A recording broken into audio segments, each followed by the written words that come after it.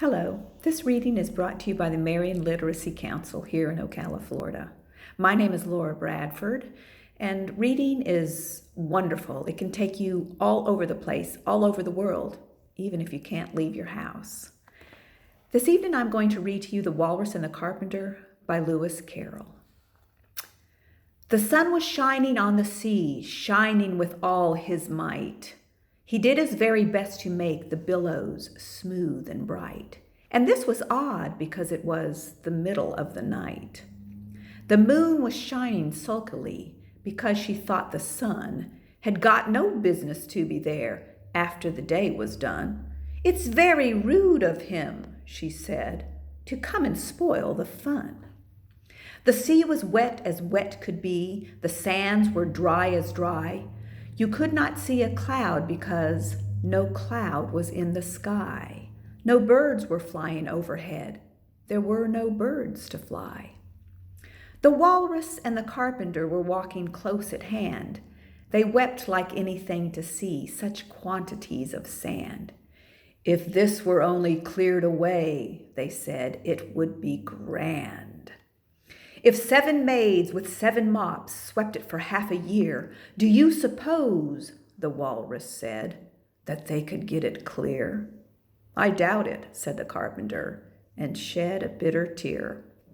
"Oh, oysters, come and walk with us," the walrus did beseech. "A pleasant walk, a pleasant talk along the briny beach. We cannot do with more than 4 to give a hand to each." The eldest oyster looked at him, but never a word he said. The eldest oyster winked his eye and shook his heavy head, meaning to say he did not choose to leave the oyster bed.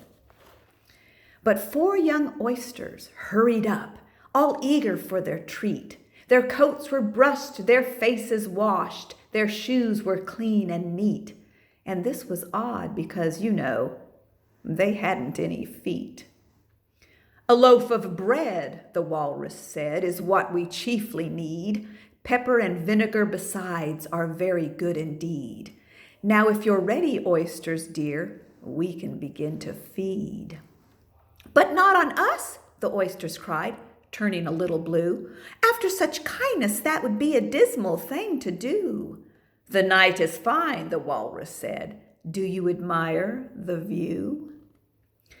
"It was so kind of you to come, and you are very nice."